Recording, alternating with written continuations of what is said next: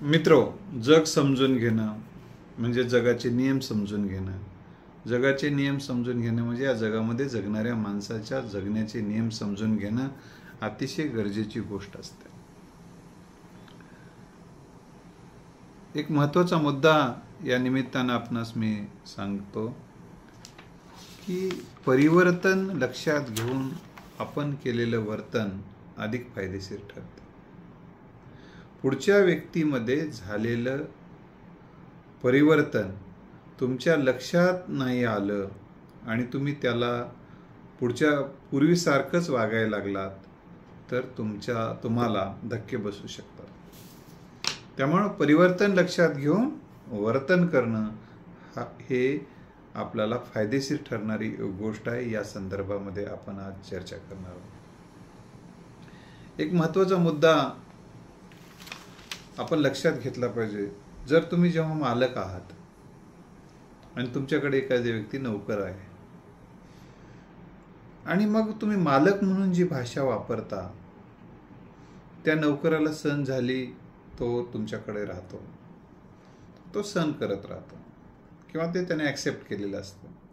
पण आता तो नोकर तुमच्याकडे नाही आणि मग तो तुमच्याकडे नाही किंवा त्याच त्यानं मालक झालेला आहे. त्यानं जेव्हा कधी भेटला तर तुम्ही त्याच अरेतुरेच्या भाषेत जर बोलायला लागलात तर कार्य म्हटल्यानंतर तोही तुम्हाला कार्य म्हणू शकतो याची जाणीव ठेवून भाषा वापरली पाहिजे. नाहीतर तुम्हाला पश्चाताप करायची आणि अपमानित होण्याची वेळ येऊ शकते. एक उदाहरण मी तुम्हाला या निमित्तानं देणार आहे. हे जगणं हे जरा अवघड वाटत असेल तर हे सत्य आहे, आपल्याला पचवावं लागेल. एक होता राजा आणि त्याच्याकडे एक प्रधान होता. राजाला प्रधानाचं म्हणाल तसं ऐकावं लागते, हा ते तेव्हा पद्धत होती. तो प्रधान राजाचं ऐकून तो राजा जो सांगायचा तो प्रधान ऐकायचा आणि तो आज्ञाधारक असल्यामुळं राजाने त्याला अनेक वर्षे त्याच्या दरबारामध्ये ठेवलेलं होतं. पण एका दिवशी प्रधानाला वाटलं की आता ही काही गुलामी ही आपल्याला सहन होणारी नाही आणि आता किती दिवस हे सगळं सहन करायचं. मग त्याने संन्यास घ्यायचं ठरवलं आणि तो संन्यासी होऊन आश्रमात एका जाऊन थांबला आणि पुढचं काही काळानंतर तो तिथं महाराज झाला, त्या आश्रमाचा प्रमुख झाला आणि हे सगळ्या घराचा त्याग, सगळ्या संसारिक बाबीचा त्याने त्याग केलेला आहे. मग ही गोष्ट राजाला कळाली, आपला प्रधान महाराज झालाय, म्हणून तो गेला राजा भेटायला. पण राजाला आता युगो जागा झाला की आता आपल्याला प्रधान समोर येईल, आपल्याला भेटेल, आपला आदर सत्कार करेल, घेऊन जाईल तिथपर्यंत. तो काही प्रधान आला नाही. प्रधान आता राहिलाच नव्हता, तो महाराज झाला होता. महाराजांनी आपल्या आपल्या आसनावर बसून होते ते महाराज. लोक त्यांना शिष्य सांगू लागले की महाराज आलेत, महाराज आले. ठीक आहे ना, येऊ द्या ना, माझ्या या झोपडीत माझ्या, अशा पद्धतीने कोणी आलं, याल तर सुखानं या, जाल तर सुखानं जा, या झोपडीत माझ्या, अशा स्वरूपाचं त्याचं वर्तन होतं. म्हणजे कोणीच्या प्रभावातून तो आता मुक्त झालेला होता. संसारिक घटकाच्या सगळ्याच प्रभावातून तो आता मुक्त झालेला होता. संसारिक माणसाला संसारातले वेगवेगळे घटक माकडवाला जसा माकडाला नाचवतो तसं नाचवत असतात. जेव्हा संसाराचा त्याग केल्यानंतर मग संसारातले कोणतेही घटक त्याला नाचवत नाहीत. तो त्या संसारातून विरक्त झालेला होता. संन्यास्त वृत्ती धारण केलेलीच होती. केवळ तो वृत्तीच धारण केलेली होती. केवळ संन्यासी राहायचं आणि ग्रस्त्यासारखं वागायचं असं त्याचं काही नव्हतं त्या प्रधानांचं. तो वृत्तीनंच संन्यास्त झालेला होता. त्यांना लाभाची, हानीची, संसारिक लाभ कोणाकडून काही घेण्याची, जेव्हा एखाद्याकडून आपल्याला लाभ घ्यायचे असतात त्याचं भलं बुरं आपल्याला सहन करावं लागते. जसं मग असं म्हणतात दुभत्या गाईच्या लाता गोड मानावे लागतात. म्हणून तुम्हाला ज्यांच्याकडून तुम्हाला स्वार्थ साधून घ्यायचा असेल, तुमचं फायदे करून घ्यायचे असेल, तर त्याच्या तालावर थोडं तुम्हाला नाचावंच लागेल. तुम्ही नाचला नाहीत तर ते तुम्हाला स्वार्थ कसा साध्य करून देतील, हे सत्य आपण समजून घेतलं पाहिजे. म्हणून बऱ्याच जण लोकांना असं वाटते की तो माणूस असा का वर्तन करतो. त्याच्या वर्तनाच्या मागच्या वर्तन का करतो हे बघण्या अगोदर त्या वर्तनामागच्या प्रेरणा आपण समजून घेणं गरजेचं आहे. वर्तनामागच्या प्रेरणा समजल्या की त्या वर्तनाचं विश्लेषण करणं आपल्याला सोपं जातं. त्या वर्तनाची प्रेरणा जर स्वार्थ असेल आणि तर तो माणूस त्याचा स्वार्थ साधून घेण्यासाठी माकडवाला जसा माकडाला नाचवतो तसा माकड नाचतो तसा तो नाचेलच. तर मी सांगत होतो महाराज मग आता तिथपर्यंत आलेलेच होते हे राजाचा युग हट झाला. हा माझ्या तालावर नाचणारा प्रधान अजूनही तो प्रधानच समजत होता. मग मला हेच सांगायचं आहे आपल्याला, तो आता प्रधान राहिला नाही, हे राजाच्या लक्षात येत नाही. त्यामुळे त्याला हे जरा त्रास होणं सुरू आहे. तर पहिले पुढच्या व्यक्तीची आता भूमिका बदललेली आहे आणि जेव्हा त्याची भूमिका बदलते त्याची कृती आणि उक्ती बदलते. आता तुम्हाला हा मुद्दा मी सांगण्या अगोदर दुसरा एक मुद्दा स्पष्ट करून हा महाराजाचा मुद्दा सांगेल, प्रधानाचा आणि राजाचा, की तुम्हाला एखादं पात्र आहे, एका नाटकामध्ये त्याच्याकडे नोकराची भूमिका असेल तर तो नोकराप्रमाणे वागेल. दुसऱ्या नाटकामध्ये तो व्यक्ती काम करणार आहे, तो नट काम करणार आहे एवढंच तुम्हाला माहित आहे, तर तुमच्या समोर त्याची काय प्रतिमा येणार? नोकर म्हणूनच येणार. तो नोकर आता या नाटकामध्ये कसं नोकर म्हणून काम करेल असं तुम्ही कल्पना करायला लागाल. पण या नाटकात तो जर नोकर नसेल, यामध्ये मालक असेल, या दुसऱ्या नाटकात तो नोकरासारखं वागणार नाही, बोलणार नाही, लक्षात ठेवा. मग तुमच्या अपेक्षा भंग होऊन जातील. कारण आता त्याची भूमिका बदललेली आहे, पात्र बदललेलं आहे. म्हणून त्याची भूमिका बदलली की माणसं अभिव्यक्ती बदलतात. अभिव्यक्ती मग ती शब्दाच्या माध्यमातून असो या कृतीच्या माध्यमातून असो, ही गोष्ट आपण लक्षात ठेवली पाहिजे. आणि त्यामुळे मी आता हा एक मुद्दा जो स्पष्ट करत होतो, राजाच्या लक्षात येत नाही की प्रधान आता प्रधान नाही राहिला, तो महाराज झालेला आहे.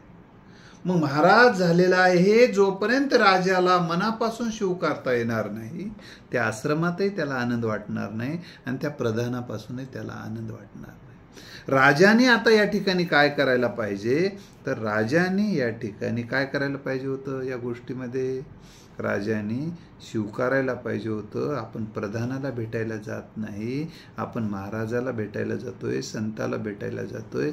मग त्या भावनेत भक्तिभावाने, श्रद्धेने, लीनतेने जाण्याचा मनाची तयारी जर असली तर राजाला इथं आनंद घेता आला असता. इथं राजाला काही आनंद झाला नाही. तो प्रत्यक्ष तडफड करत तो राजाला गेला का, मग ते राजाच त्याच्या समोर गेला. प्रधान जो होता तो महाराज झालेला होता ना, तो बसल्यानंतर राजाला त्याच्याकडे एकच पद्धत होती, कोणी यावं माझ्या समोर बसावं, त्याचे नियम होता तिथे. मग राजा कसा तरी बसला, परेशान तरी बसला, आता काय आलेलाच होता. आणि तो त्याने समोर खुर्चीमध्ये बसलेला याचा एकेकाळचा प्रधान असणारा आणि हा खाली बसलेला आहे, गोष्टीतला आहे, हे लक्षात ठेव. आपल्याला हे विषय समजून घेण्यासाठी ती गोष्ट समजून घ्यायची. तो काही ते स्वीकारायला तयारच नाही, त्याचं त्या ठिकाणी बसणं स्वीकारायला तयार नाही आणि त्याचं खुर्चीवर बसणं याला स्वीकारायला तयार.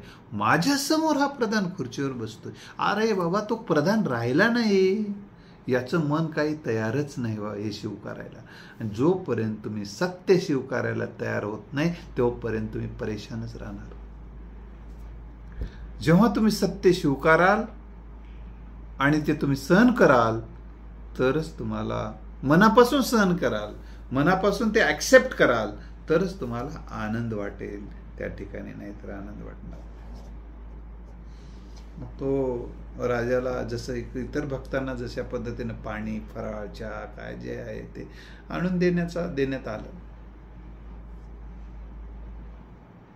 तो काही घ्यायला तयारच नाही, कारण या परिस्थितीत मला अशा पद्धतीचं वागणूक दिली जाते, हे मी सहन नाही करू शकत. अरे बाबा, आता सहन नाही करू शकत तर काय करणार? म्हणून त्यांनी या राजाची बदललेली भूमिका प्रधानाची समजून घेऊन त्या ठिकाणी कशा पद्धतीचं तिथं एकंदरी आचारसंहिता आहे समजून घेऊन, म्हणून ज्ञान माणसाला समाधान देते, ज्ञान माणसाला योग्य मार्ग दाखवते. ते ज्ञानच घेतलेलं नाही त्या राजाने.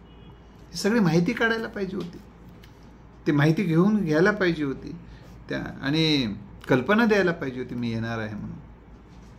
आणि त्या ठिकाणी त्यानंतर आपलं स्वागत कसं होणार आहे याची कसलीच कल्पना राजाला नव्हती.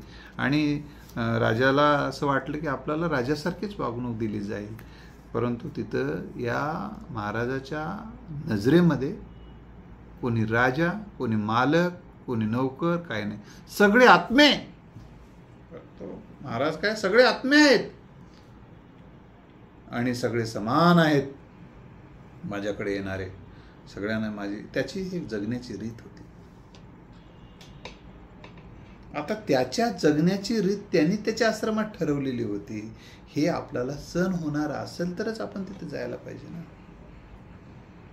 हे राजाने काही समजून घेतलं नाही. मग तडफड करत तो पळत निघून आला. त्याच्या चेहऱ्यावर काही फरक पडला नाही, कारण राजाकडून त्याला कुठलेच लाभ घ्यायचे नव्हते. लक्षात आलं? म्हणजे ही गोष्ट म्हणून लक्षात घ्या. तर आपल्याला यावरून एक बोध घेता येते की पुढच्या माणसाची जर भूमिका बदललेली असेल तर त्याची वर्तन बदलते, त्याची कृती बदलते, त्याची उक्ती बदलते. हे सत्य आपण स्वीकारलं पाहिजे. नाहीतर माणसं काय म्हणतात, आता बघा हे व्यवहारातली काही उदाहरणं बघू देतो मी तुम्हाला. अरे तो आता बदलला,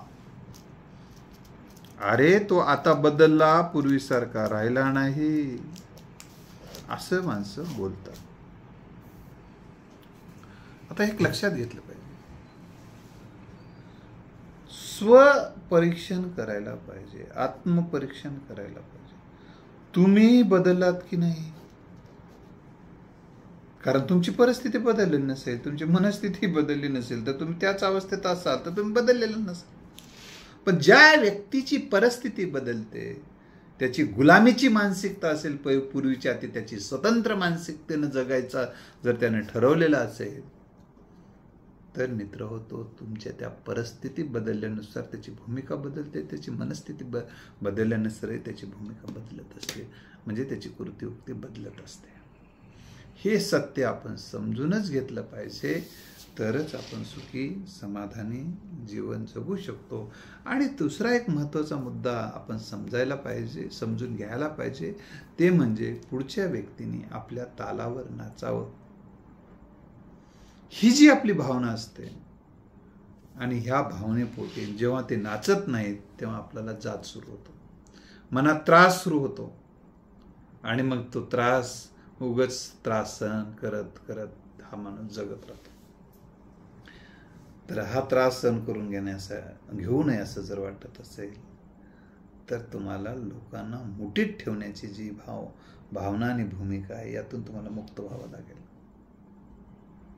जी काही माणसं तुमच्याकडे आहेत त्यांना तुम्हाला प्रेमानं वागावं लागेल, प्रेमानं राहावं लागेल, सन्मान प्रेम द्यावं लागेल, सन्मान द्यावं लागेल. ही एक गोष्ट आपण लक्षात ठेवा. त्याच्या पदाचा मान राखावा लागेल, पुढच्या व्यक्तीचा त्याच्या कर्तृत्वाचा मान राखावा लागेल, त्याच्या अपेक्षाचा मान राखावा लागेल, तरच तो तुमच्यासाठी जुळला जाईल आणि तुमच्यासोबत तो प्रेमानं राहील. तुम्ही तुमच्याच पदाचा, तुमच्याच कर्तृत्वाचा, तुमच्याच अपेक्षांचा बडीमार पुढच्यावर करत असाल आणि ते पुढच्याला सहन होत नसेल तर तुम्हाला सातत्यानं दुःख सहन करावं लागेल, कारण नेहमीच अपेक्षा भंग होत राहील. तर या आणि अशाच काही विषयाच्या संदर्भानं आपल्याला पुढच्या भागात भेटूया. धन्यवाद.